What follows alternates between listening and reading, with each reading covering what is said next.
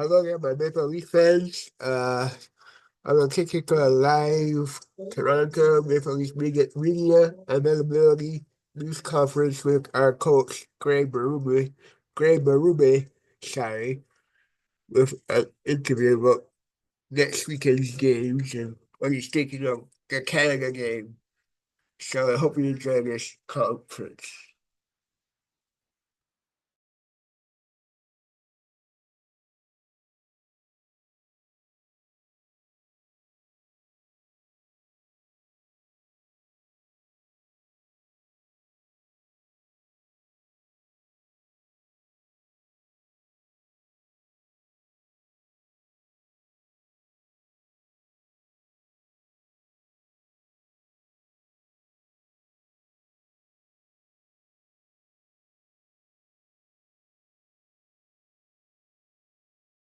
John, good to be back.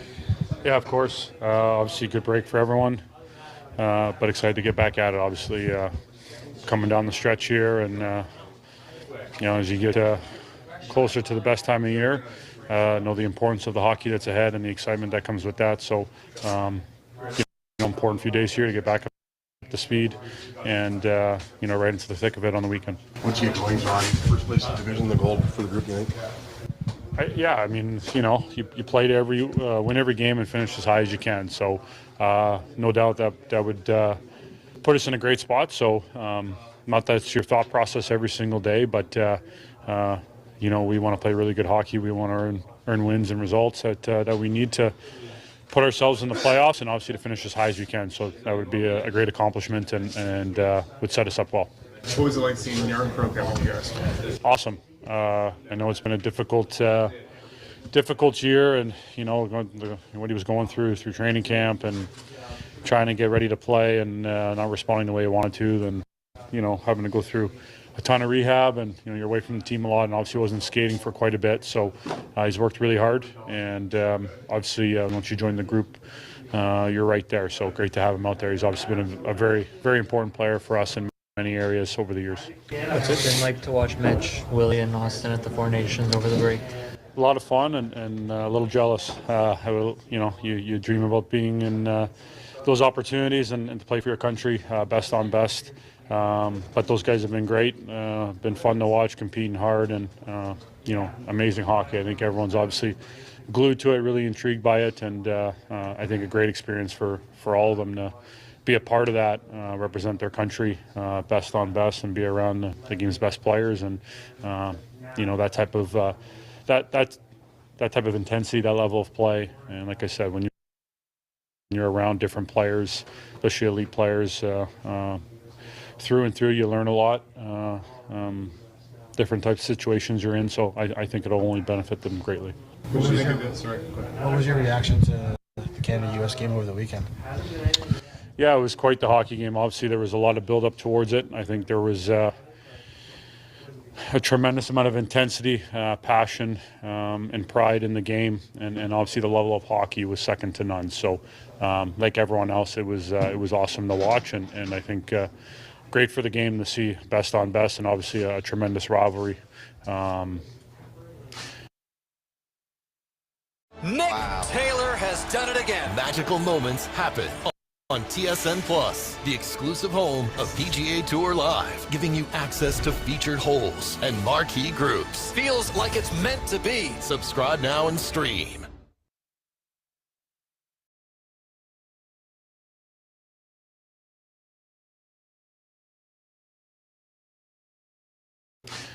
Played at that level, like I said, with that type of passion and pride, I think is pretty unique and pretty special. Alex, why is things really quick for you this year in the AHL? Just continuing to get better. Really focusing on what makes me a good player. I'd say the most noticeable difference is probably my physicality and stuff, and I think that's leading to me having the puck more in dangerous spots. And I was saying the other day to someone, I don't think I'm shooting the puck exponentially better than I have in the past. I definitely think I'm shooting it well, but it's just the volume of chances. Even on nights where I don't get the puck luck, I feel like the more consistently I can play physical and within the structure, I'm getting the puck back, and from there, it's just having fun playing offense. If you get the chance, Alex, what do you do to make it work for you? Pardon? What do you do to make it work if you get the chance? Up here? Yeah. Yeah. For me, I think it's not thinking about it too much. Wherever I get slotted in or whatever it may be, the bottom line is I'm here to help the team win games if they need me. So not reading into being perfect or anything like that, or what type of role you should play. I think nobody knows the best version of my game better than myself, and just having confidence in that. How does it feel when you're stepping into a team where other guys in their mid-20s have broken through, like Bobby McMahon, and does that give you confidence that this team will give you the shot to keep playing here? Absolutely. I mean, just in my career in general, I've talked about that a lot lately. Like, Bobby's a good friend of mine. I've seen him go from the East Coast League to being a staple on this team, and not just for myself, but any guys. I have friends in the league on other AHL teams in similar situations. It's hard to break in, and seeing guys like Bobby do it, who are such hard workers, but also has some of those translatable skills that I feel like I have the belief in myself that I have. I think it certainly gives me belief. How do you handle the mental side? Like, I know you've gotten called up before, but you're scoring at a ridiculous rate, and you're just kind of waiting for the phone to ring. Yeah. I would definitely say early in my career, maybe I'd wait for the phone to ring. Now I think just with maturity and perspective, I think that's at times maybe good, because it can give you a push to really, take every game as an opportunity down there. But now I've gotten to the point where I'm mainly just thinking about wherever I am, what can I do to be my best every day, and everything else will be a byproduct after that. So I think just perspective and maturity to just really just be where your feet are and try to be great every day and get better. There's a lot of leaders on the Marlies. Who's been one guy that's helped guide you through the last couple of seasons where you've been going up and down? Yeah, it's tough to single out one guy, and each guy helps me in different ways. Cliffy was my first line mate in the NHL, and he's become one of my best friends as well. He's obviously someone I think any guy should talk to who has aspirations of playing in the NHL. To play as long as he did as a fourth liner is really tough, and he's helped me out a lot, and I know he advocates for me as well, and he's a good friend.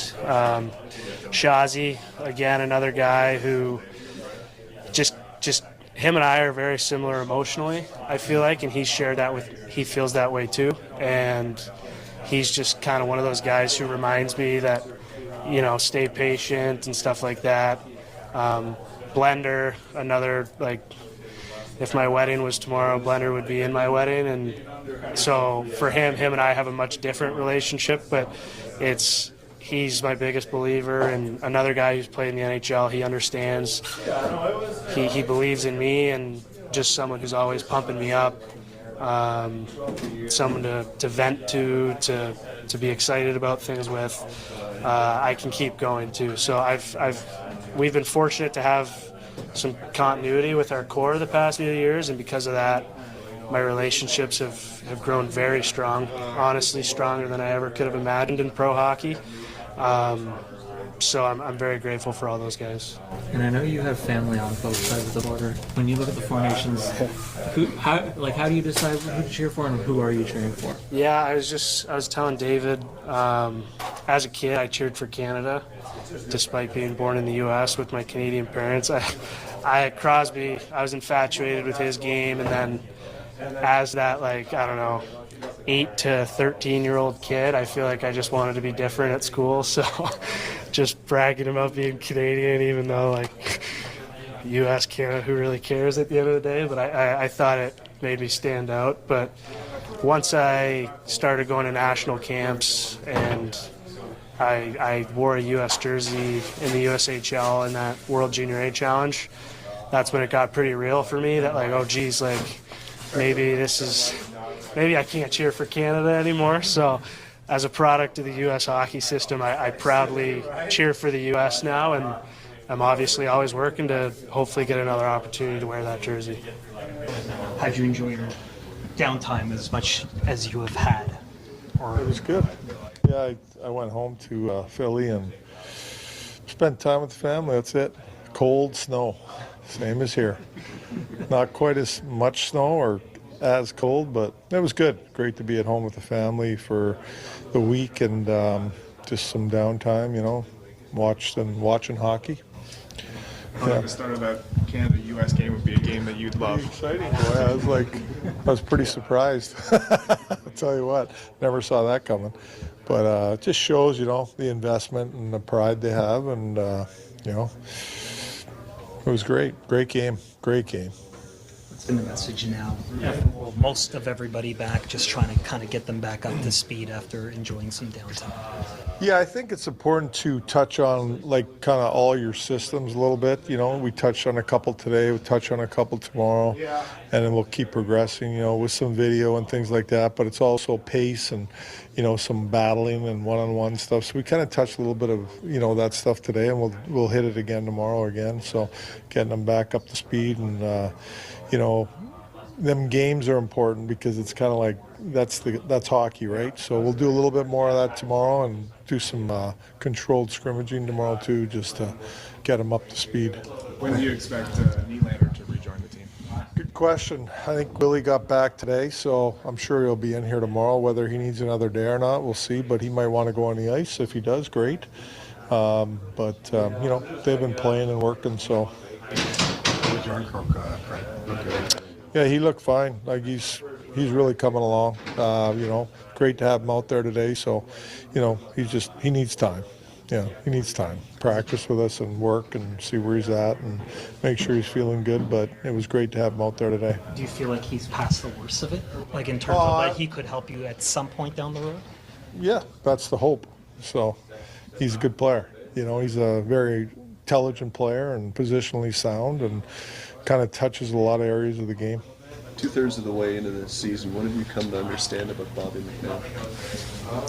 Well, he's got great speed and a shot, I'll tell you that. I mean, this guy can skate, good size, strong. I think that he hasn't hit his ceiling yet. I think there's more. And, our job as coaches and him to get more, and I believe there's more there. I do. He's just a good player. Well, he can score goals, and also just that power forward type of play, he's just his speed, getting on top of people, and on the forward check and in the offensive zone, and he's done a good job on the power play. He's been at the net front or in the bumper, and he's been really good at both areas. So he's really progressed, and he's doing a good job. How much talked with Matthews? You've been following along conversations between US and No.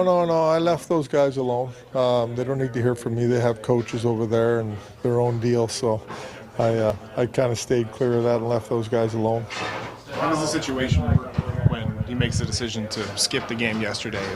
Is there a good back and forth between USA and the Leafs, or just kind of let them handle it?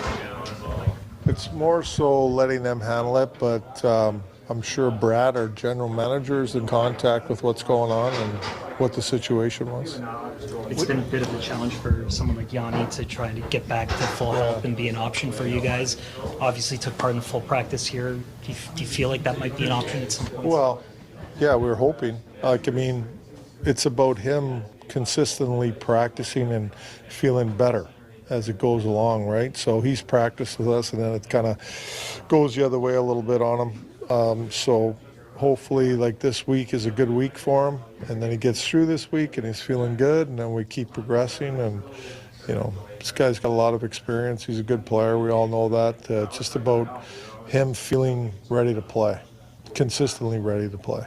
You mentioned being excited to watch the game on Saturday of Canada-US. How excited excited to watch the final on Thursday? Yeah, no, it's going to be great. I mean, haven't missed the game. It's great hockey. It's obviously the intensity, and there's no room out there. It's what I see. It's just people are full out, physical, checking. It's playoff hockey. It's like you got to give everything you got, and All the games have been really good, in my opinion. I didn't watch the USA one last night against Sweden. That's the only one I missed. Does the amount of injuries kind of put a pause in the amount of supporting that a tournament like this? Like mid-season? Yeah, that's a concern, obviously, for sure. It's one of the things that it's kind of out of our hands, but it is concerning for sure. There's been some injuries, and like I said, it's concerning. But that's not for me to make those decisions. Greg, Alex Steve's obviously filling the net for the Marlies and top 3 in scoring the AHL. What else are you getting back from the Marlies and reports coming back and how he's playing and that sort of thing? Out of all of them, or? I was at the game yesterday in Scotiabank. They played a real good game. They're doing a lot of good things down there, and a lot of guys were pretty impressive for me. I watched them play, and obviously Steve's has been lights out down there. He had a great game yesterday again too. He's a real good player.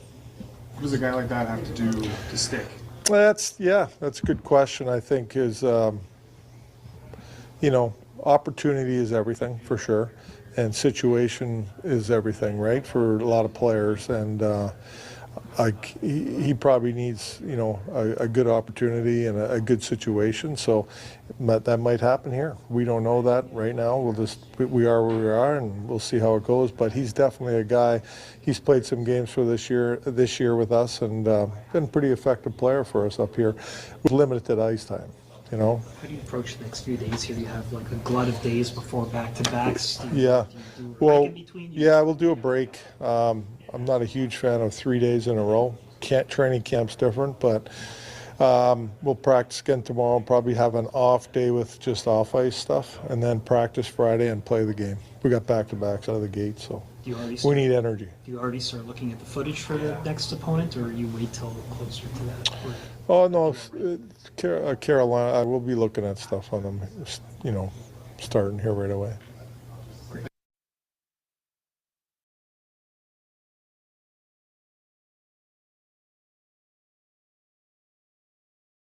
The crowd loves champions. Gladiator 2 is an epic spectacle. Remarkable! To amuse you is my only wish. The glory is yours, not mine. Very good. Gladiator 2, now streaming on Paramount+.